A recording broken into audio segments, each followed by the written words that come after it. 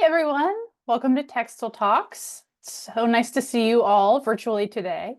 I am Emma Parker, and I am the project manager at the Quilt Alliance, and I am connecting from Durham, North Carolina. I'm so glad you chose to join us today on this Wednesday, and I invite you to introduce yourself in the chat if you haven't already, and let us know where you're connecting from if you'd like. We'd love to hear where everybody's from. Today, we are so excited to share a little update about our QSOS Quilters Save Our Stories project. And if you are a frequent Textile Talks watcher or a Quilt Alliance fan, you may have heard about this project or seen some QSOS interviews in action. So I'm really excited to give a little update about the journey that this project has been on and some exciting upcoming news. First, if you haven't joined us before, welcome especially to you to Textile Talks.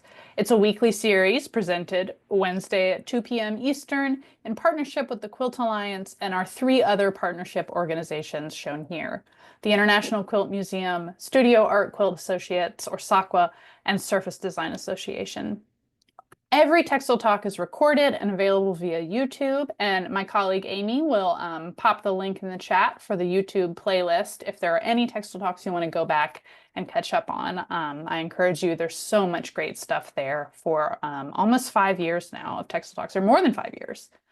So a little bit about us, specifically the Quilt Alliance. Our mission is to document, preserve, and share the stories of all quilts and all quilt makers. So it's no small mission. We are a nonprofit and we are a member-supported organization, and it's available and open to anyone. Our projects are open to anyone. Our membership is open to anyone, no matter where you live, what style quilts you make, your skill level, your location. We welcome both individual members and group and guild members. Our community has never been larger or more active, and you are so important to us. So thank you so much for those of you who are already Quilt Alliance members and donors, or if you're interested in joining or even just participating in our projects. First, just a little bit of housekeeping. You can use the Q&A box for questions. The chat tends to get lost, so if you have questions that I will be happy to answer live if we've got time at the end of our talk today, please put them in the Q&A. You can use the chat box for greeting others and chatting afterwards, and there is a survey at the end of Textile Talks that we hope you'll fill in and let us know ways that we can improve this programming. If you'd like to send your message to everyone, not just presenters, make sure you select that in the chat window by clicking the little arrow. Otherwise, we may not see your message, and if you want to share it with all attendees, just double check before you send that. We do have a live captioner here today. We will also be showing some content that's already captioned, so either way, you'll be able to see captions, and you can have the ability to turn them on or off. So depending on your device, the setting might be a little bit different, but you should be able to turn it on or off by finding the CC or Live Captions button or going into your device settings. All right, on to the main show. I am so excited to talk about QSOS because it gives me a chance to talk about something I'm really, really passionate about and really excited about. Again, this is the Quilters Save Our Stories Oral History Project, and I'm going to explain a little bit about what that is. We are preparing to make this project, QSOS, publicly available and out there in the quilt world in a way that it hasn't really been for just a little while.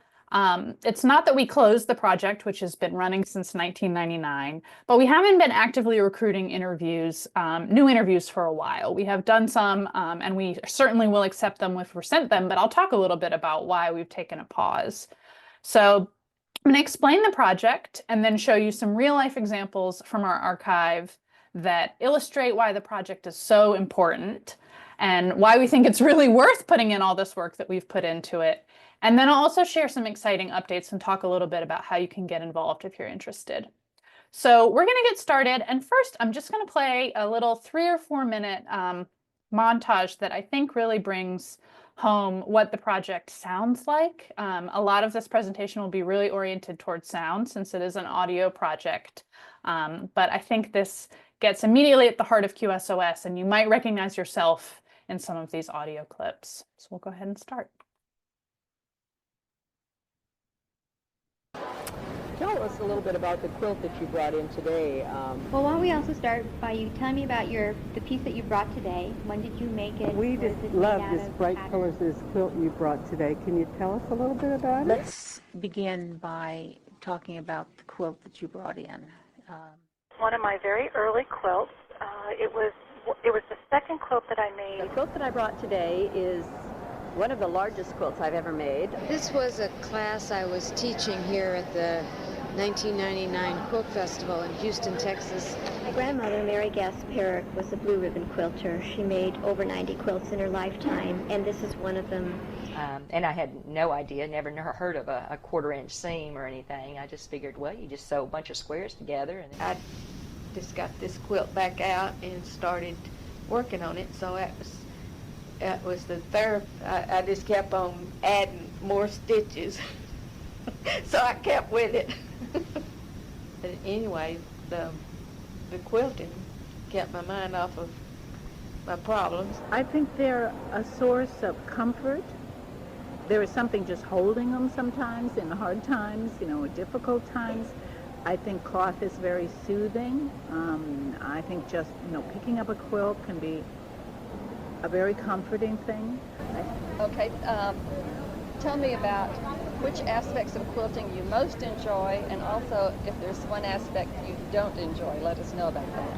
I don't enjoy putting the binding on and the sleeve. I hate binding, and I hate stitching it down. so that would be your least favorite part. That's my least favorite part, is the binding. Some people say, oh, I hate binding. But, that's not me. I love binding because that means it's finished. What do you think makes a great quilt, or what makes a quilt great? It really is the quilt that you enjoy the process. That is, whether in fact they were a window to someone's soul, whether you looked at it and it brought tears to your eyes, or whether, as with many of the album quilts, it brought back a particular time and place, a sense of history or a sense of the person that made it. I think that makes a great quilt. And when somebody's hitting on all cylinders, when they can do it well, but their spirit's free, so that they're not making something like the other one, and they put an unspoken passion into it, and I think you've got a great quilt. What makes a quilt great is the smile that goes onto a face that receives it. But they're not necessities. They're a form of art as far as I'm concerned.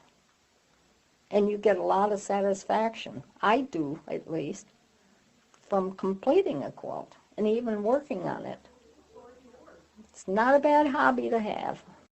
You are transferring an emotion, a story, a statement, and out of this dish towel or rag or doily or whatever it was that you found, you have said something to somebody else. Would we have a place in history, maybe, if it weren't for our quilts? Oh, that's very good. You're right, we wouldn't. No. We're the people that are telling the story of our culture, and that's important. I always say, and I've heard many historians say, that quilts are like cultural documents. Indeed, for me, they are, because they tell our story of the story of our existence here in the United States, and every story that surrounds that, whether it be our families, our spirituality, the politics of the day. We find all of those subject matters within the threads of a quilt.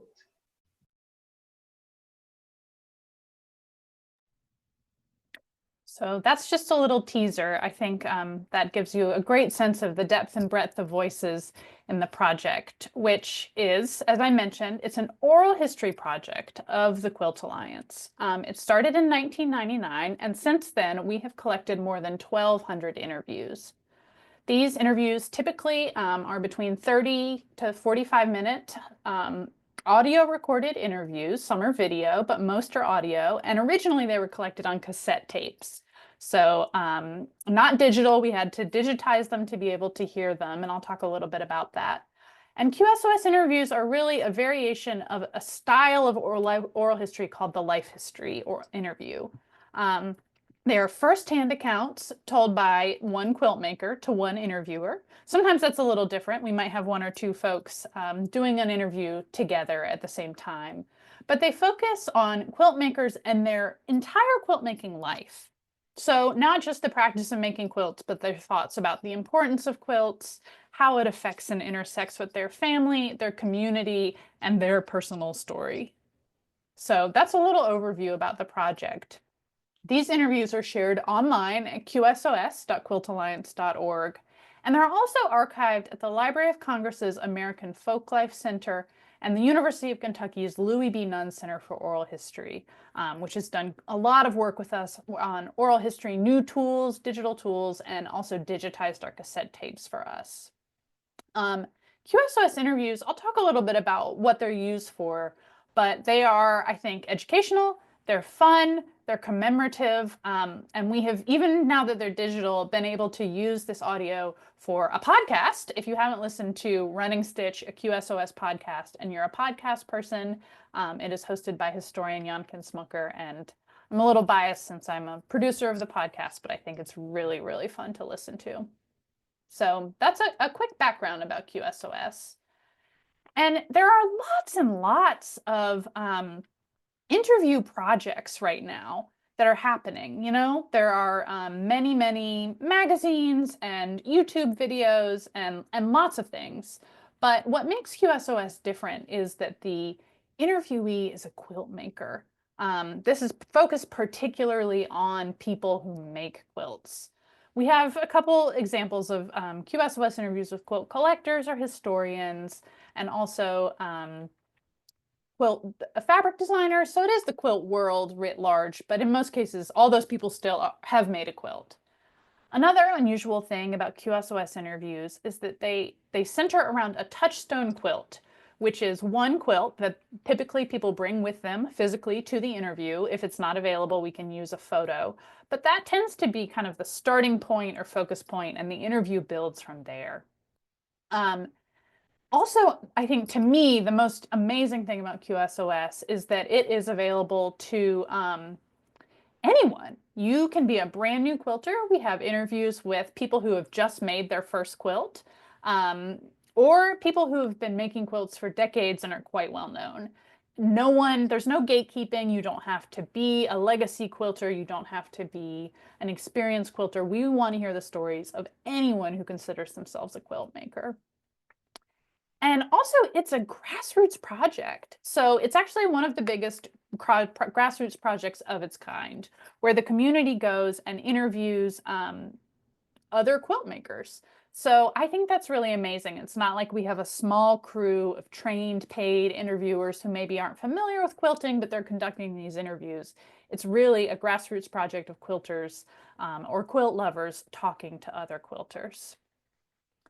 So another thing that makes this collection so unique is that obviously, like, we don't quilt in a vacuum. QSOS, you can find almost any topic nestled within these interviews. So talking about quilts, of course, and the creativity required to make quilts and the quilting process, but also talking about, I mean, you heard in that montage, grief, tradition. Quilting is really considered the oldest continually practiced American traditional art. Activism, making money as quilt makers, particularly for women in eras where that was somewhat uncommon. Community resilience. Amy Milne loves to say that one of her favorite words to search in the QSOS collection is hurricane, because you find so many stories about people rallying after a hurricane and either finding or losing family quilts, and you understand how important that was to them, or making quilts for storm victims and rallying as a community. We also learn about purchasing habits, buying things, family relationships, and how this very time-consuming craft can sometimes play into your family dynamic. The design process, connecting to people online, those are just a handful of the topics. So it's not just quilts, it's also a really rich view into people's lives. One of the things that obviously then QSOS is really well suited to do is to support quilt history research. So I will play a little excerpt here that I think illustrates some of the ways that particularly a history of quilting in America and other countries, because I should mention that the bulk of these interviews are in the United States, but certainly not all. I think we have 6 or 7 other countries, and we certainly welcome quilters from anywhere. So I will go ahead and play this little excerpt here. Have advances in technology influenced your work at all? Give me an example of that you're using. Like using any kind of anything online or long arm machining or anything like that. I think if you consider back in the 70s when I first started quilting that you had cardboard or milk carton plastic to make your templates with, it has amazing, the rotary cutter, the ruler. Yeah. I'm still very slow in progressing in using the technology that is available. I'm not sure if I want to use AccuCut, the machine that makes these applique shapes. Yeah. Because I'm thinking, I enjoy drawing my own designs and cutting my own stuff. So, I'm not ready to progress that far. But just when I first got a rotary cutter and a mat, it didn't even have the lines on it. So I'm wondering, well, how do you use this? And, cut straight. Yeah. Revolutionary, wasn't it? Oh, yes. Oh. Yeah, there are lots of things that are worth it, and I enjoy having the progress. And there's some I think, well, not today. Yep. So some of you might remember using cardboard templates, but if you're new to quilting or you're just encountering it, the idea of using scissors and milk jugs might be a totally new idea. And I think I hope these interviews will be around and able to be listened to in a century or a half century, and people will think, oh, an AccuQuilt, like we've got all new technology. Even that is a different technology. As I go back into the archive, one of the original suggested questions was, do you have a design wall? And it's really interesting because in the 90s, a lot of folks said, no, I don't use a design wall. And over time, that's really increased. And so, quilt history research obviously is a small niche, but it's I think also important to say that sociologists, women's history, any kind of art history researcher can find a lot of rich material in this collection. But it's absolutely not just for research. Another thing that QSOS helps us do is celebrate, commemorate, and remember not just quilters, but also events that may have already happened, like quilt shows, major projects, local guilds, and more.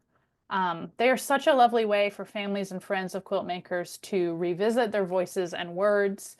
I'm going to play a short excerpt here from a quilter that many of you may have known or known of, Carol Lyles Shaw, who did 2 different QSOS interviews. And this is a really poignant clip.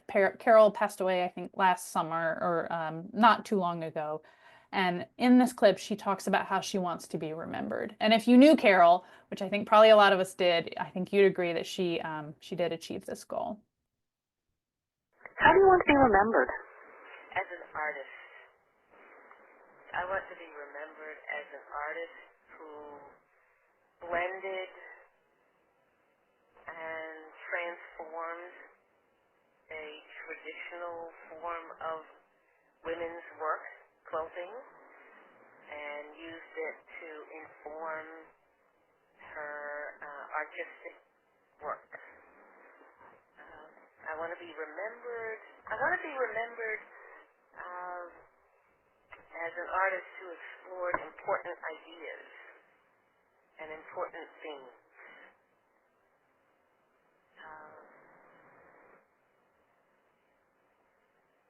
Yeah, that's how I want to be remembered. And as a person who had a lot of fun doing it. So I think that's a lovely remembrance of Carol, and how wonderful to be able to remember her in that moment, in her own words and in her own voice. So that's another thing, not just research, but also finding our friends and family and being able to hear them. I know at least a few families have used excerpts from Quilters QSOS interviews during a celebration of life or other event after they've passed away, or just to feel close to their loved ones. Another thing QSOS is really great for, and which I encourage all of you to think about doing, is to inspire you. Whether you're just looking through photos of 1,200 quilts, which we do have, they're a little small since a lot of them were taken in the early days of the internet, and we didn't quite realize that we would eventually have the capacity for much larger photos. It is an amazing place to get out of a creative rut, because you are listening to people talk about their projects and their process, seeing what they're making. This is one amazing example, which I'll just play a few seconds of this video, from Stephanie Dyke, who is one of our Artist James QSOS scholars this year. And the QSOS Scholars Program supports projects from artists and scholars who are interested in using the QSOS archive as a jumping off point for historical research, community projects, audio projects, research papers, or creative works. And so we are going to relaunch this project soon, or not relaunch this project, but have another round of Artist James QSOS Scholars. So if that perks your ears up and you think, oh, I might like to use this archive and make something in response to it, please do. We'll have an interest form that we'll share with you all. But this is from a 2024 project by Stephanie, and she made this quilted sculpture object. It's a quilt. In response to some clips, QSOS clips, particularly talking about quilting and mental health. So here's a little video she made documenting this quilt.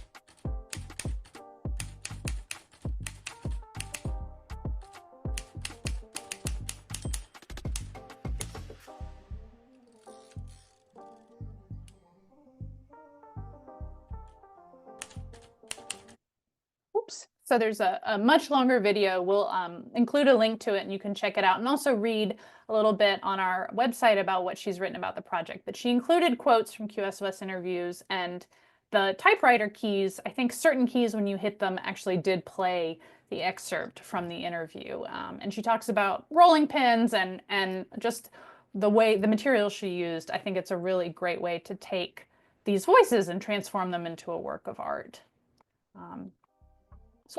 So another thing that QSOS does is it just expands public understanding. I think probably a lot of us have met people who don't understand how labor-intensive making a quilt can be. These interviews really make the invisible visible. So they show not only other quilters and the non-quilting public just how meaningful the practice of quilt making can be, and how much thought and care and creativity that we put into a single quilt. And so I'm going to play a 2-minute excerpt recorded in 2011 with Shirley Stevenson, interviewed by Rachel Paris. And this interview is recorded at the International Quilt Festival. And I mention that because if you've been to festival, you know that it is a noisy environment. And you'll hear a little bit of that in this interview, how noisy it is. But also, I think that's an important part of the context, is that they were at festival and it is a very lively place. And I just want you to think as you listen how much information sort of contextually is packed into this 2-minute clip. And I'll talk a little bit about what I hear in this clip afterwards.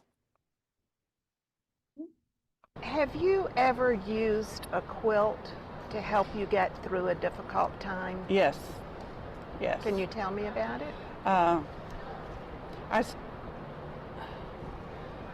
I started really when I took off in quilting.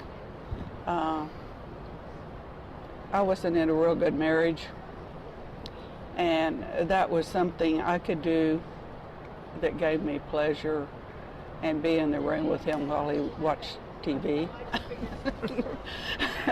which was boring to me. I hate to say that, to tell you the truth. Oh, no. But it's the truth. But it filled a void there, and for my creative outlet. Can you tell me an amusing story about quilting?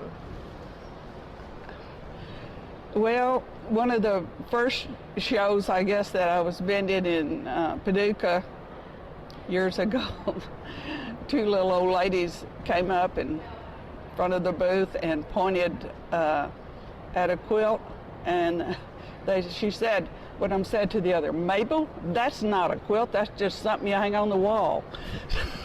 So, I still remember that. Oh. What aspects of quilting do you enjoy most? Any kind of applique. I prefer applique, and I love paper piecing. And I either template piece or paper piece, but applique is my favorite, whether it's machine or hand. I've had my hand rebuilt, my shoulder replaced, so I don't like to do as much hand work as I used to. I do more.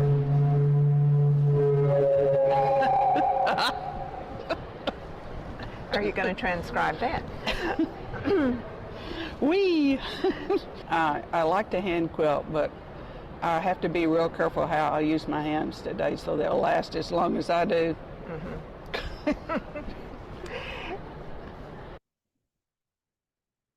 So I think we are so lucky to have that clip as an audio clip and not just a written transcription, because you can hear, Shirley pauses and thinks about like how much she wants to say about the difficult marriage she was in. We also learn about how, her health is intersecting with her quilt making and how rough it can be on your body. And that little anecdote she tells about two ladies saying that's just something you hang on the wall. Like, you learn quite a bit about how different people see and understand quilts. And that's all in 2 minutes. So I think that they really are such a rich, lovely artifact that we can learn so much from. Finally, I'm almost done with my list of why QSOS matters so much to us at the Quilt Alliance. It really it's a community project. So these are photos of the Trinity Valley Quilters Guild. They did a bunch of interviews with guild members interviewing other guild members at their quilt show. They had an annual quilt show, so they did it for 2 years in a row, I think, in 2001 and 2002.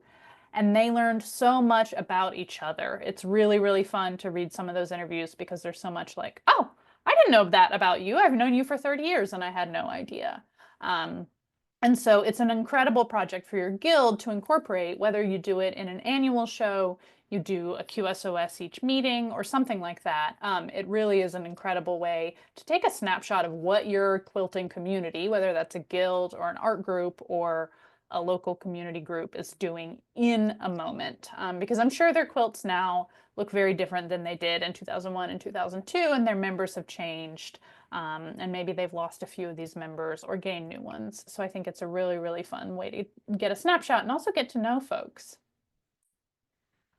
And finally, QSOS empowers quilters to tell their stories in their own words. I can't count the number of times where we've approached someone for an interview and they said, well, I really don't have a lot to say. And that's never true. That's usually the people who have the most to say.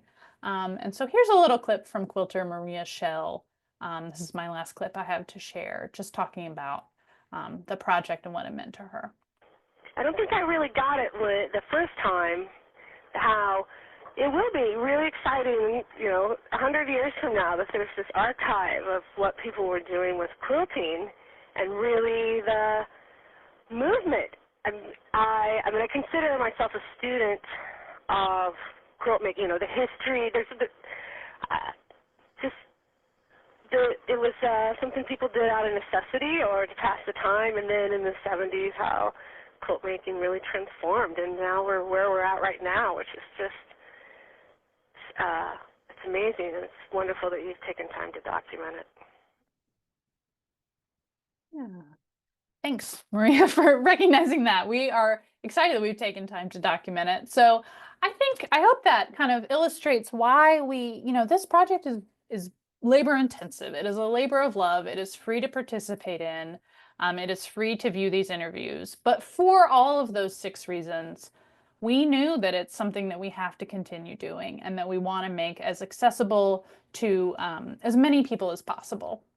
So when we kind of paused collecting new interviews or promoting the collection of new interviews, we decided we wanted to take advantage of new technologies and also new best practices in oral history.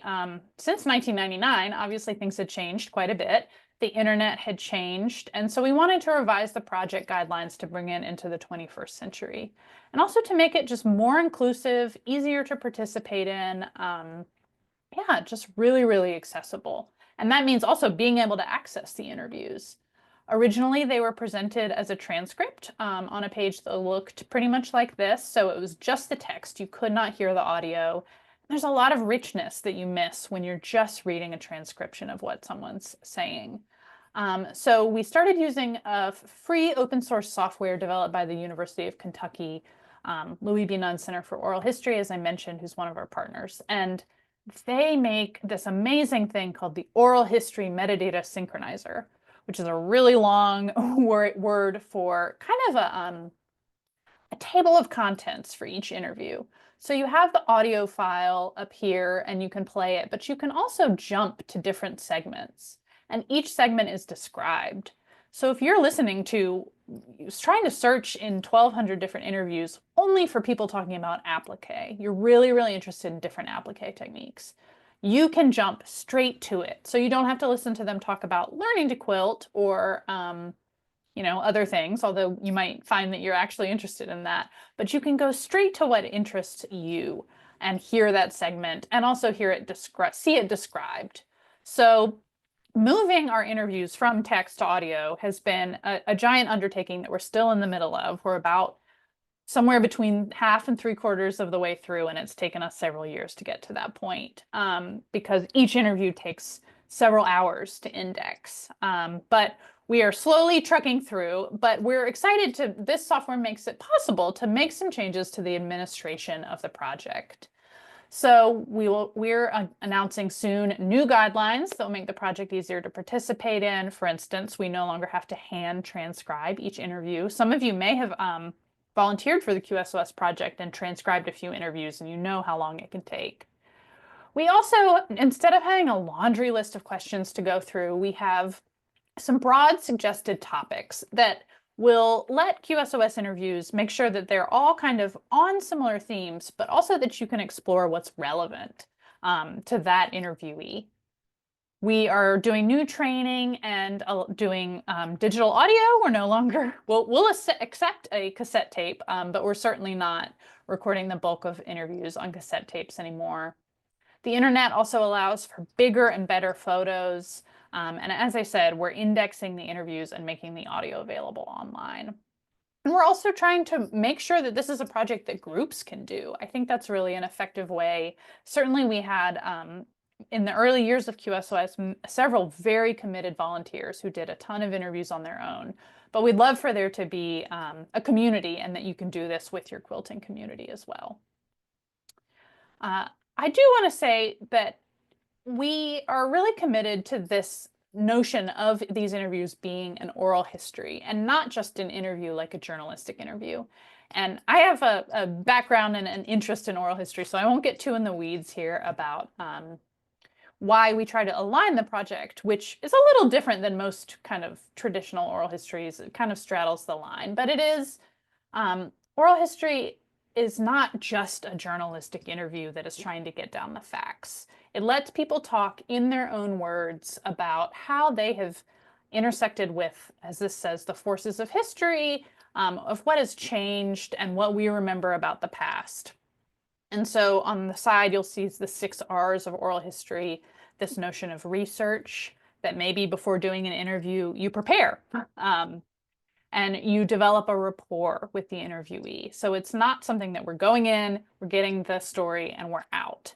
I think that also has to do with number 5 on this list, which is respect. Number 3 is restraint, which is just, it is an interview. So if you're doing the interview, you might pull back a little bit and let that interviewee talk. Also the notion of retreating, which is saying, do you have anything else to add? Like really allowing space for people to share their story as it happened to them and as they recall it is really, really important to us. So as I mentioned, part of our changes to the interview process has been moving away from a list of questions and towards a cluster instead of topics that you might consider. And you really would, if you want to do a QSOS interview, think about who you're interviewing. So if it's your friend who travels 200 days a year to teach classes, you might ask them a lot about the teaching and learning process or how it feels to have a job that's also your passion. If it's a traditional quilter doing reproduction quilts or an art quilter who's doing experimental technology, those interviews might be totally different. And that's okay. One set of topics and questions isn't going to work for everyone. So some of the topics that a QSOS interview might include are talking about the touchstone quilt. So I think it is really nice. I kind of went back and forth like, oh, when we relaunch this project, will we still ask for people to bring one quilt? And I think it gives a place for the interview to start. That quilt is right there with you. Sometimes when you say like, oh, tell me about your early years, it's very hard to go back in time and start thinking through that. But when you say, tell me about this quilt that's right here that we're both looking at, it's a really, really good place. So another section of topic is, how did you get started quilting? Why did you get started quilting? Sometimes it's like, how on earth did quilting come on your radar and become something that you're interested in? I think a lot of us have really interesting quilting origin stories, and maybe we have a family history of quilt making. So this section of questions talks about that. How do you quilt today? Is a chance to talk about the quilts you make right now in this moment and how they may have changed over your quilting career.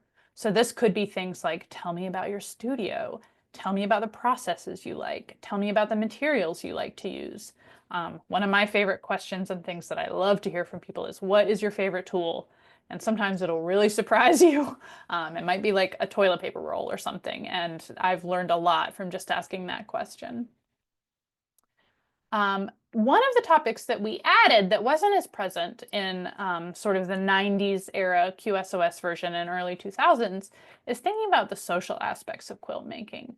So not only what groups are you in, but what magazines do you read? What online communities are you a part of? And I think this is really a big part of what quilt making is for a lot of us, is the social experience.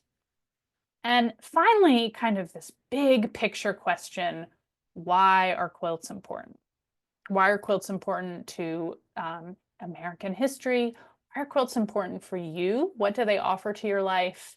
What is a quilt that makes you interested or perks you up? So I think that that's, a nice place to end sometimes, because you kind of really have to work up to these big questions. If someone just asks you right off the bat, why do quilts matter? You're like, whoo, that's a big one. So those are some of the topics that we have designed, and those are still flexible. We're still building, and they're certainly a guide and not a limitation. So this is where you come in, is we are building a list of folks who are interested in learning more about participating in the project, either as an interviewee or an interviewer. Typically, the process is led by the interviewer. So if you want to volunteer for us, that's probably the job that you might start by doing, although we certainly welcome people who say, I want to be interviewed. I hope that one day we'll have kind of an interview core and we'll be able to send someone to you, either virtually or in person, and set up an interview. But what we're especially looking for is people who are interested in doing a QSOS interview with someone in their community and then letting us know how it went. What can we change? What can we make easier? We are, also working with our partners to make sure that we've got a workflow that works for them and us, our archival partners, and that we get the best sound and audio that we can get. But it's really not a hard process. You don't need a lot of equipment. You do need a way to record audio and to take pictures. and a few other things. You'll notice that many of the photographs, people are holding an ID number, and that helps us match up who's who with the interview in case those get separated. And we have a lot of training that we're starting to put together, and we hope to have even more training available. So if this sounds like something that you might be interested in, Amy's just shared the form in the chat, and we will share it again a couple times. And this just signs you up for a list that we'll send periodic updates about, and also send more information about getting involved in the project.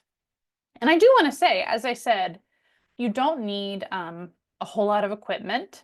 You just need an interviewee, this ID number. We ask that you maybe start by creating an interview guide, which is just thinking ahead. You know, if you know the person, what do I know that they're passionate about? What do I want to talk to them about? You can just hit record and start talking, and it doesn't have to be perfect. It can feel nerve-wracking and high stakes, but it's a conversation. And I know all of us love to talk about quilting, so it shouldn't be too hard. We have release forms that you'll sign. They give us permission to put them online and archive them with our partners, and you send in the files. So the main tool that you really need, and I do want to talk about this just a little bit, even if you're not interested in interviewing, is active listening. So whether or not you're going to do a QSOS interview or not, I think these are useful things to think about when you're interviewing anyone.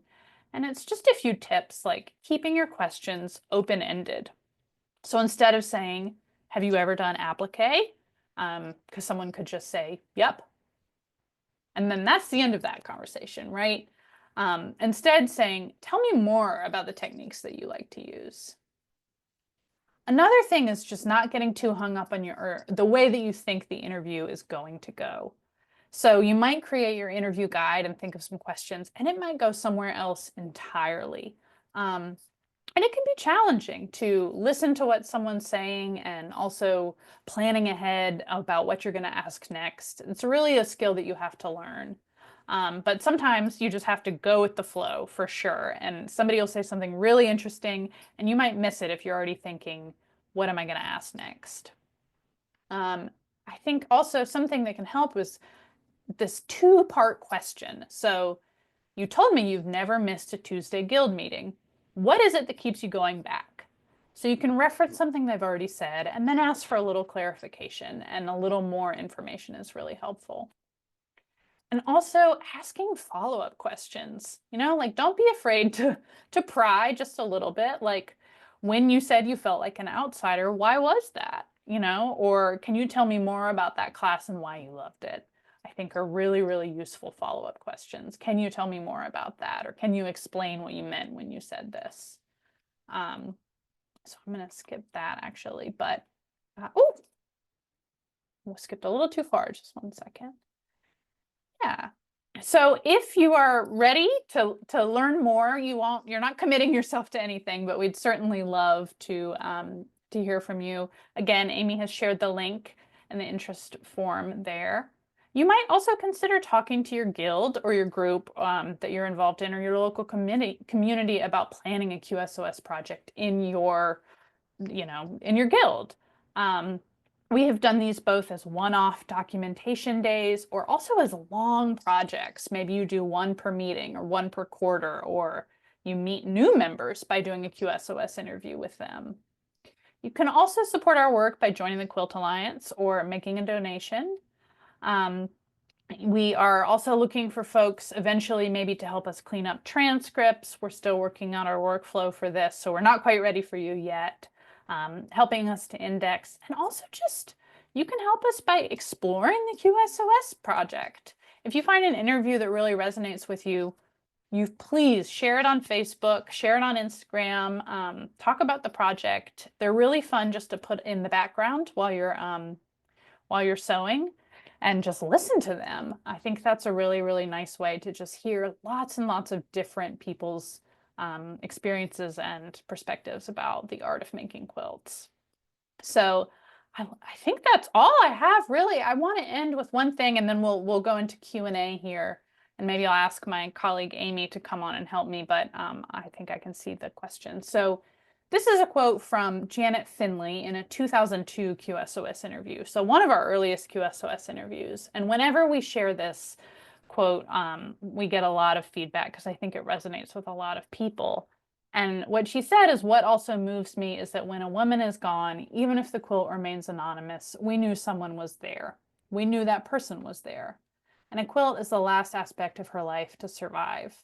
So many times when a woman is deceased, her pots and pans are given away, her furniture is given away, maybe there's a piece of jewelry with the family. But invariably, if she was a quilt maker, the quilt is still there saying, I was here, I was here. And that to me is a strong message. So, you know, I really feel like the QSOS project is a way for all of us to say, I was here, we were here as quilt makers, not to co-opt Janet's words, but I think that's really why it's so important to me, and it's the project that got me interested in the Quilt Alliance in the first place, is to see such a big collection of voices, and we hope that you might be interested in adding your voice in some way. We're still, as I said, collecting interest and building our workflows, but we really, really are excited to reopen this project and make it as big as we can be and start collecting new interviews. So I think we have a few questions here. Yeah. So Karen asks, I was just wondering if Marianne Fons, Liz Porter, or Pokey Bolton have recorded QSOS interviews. And the answer is, I don't know. I'll have to look on our website. I think Marianne maybe has. We certainly would love to do interviews with them, or anyone. I mean, yeah, we certainly do have a number of more well-known. There will be many, many names that you recognize if you look at the QSOS website. Amy just linked there where you can browse and search them. They have not been interviewed yet. Thank you, Amy. So if you know them, please reach out. And yeah, if there's any takers, we'd love to have interviews with them. Susan asks, do quilters and interviewers have to be in the same location for the interview? And that is a really great question. Tentatively, the answer is no.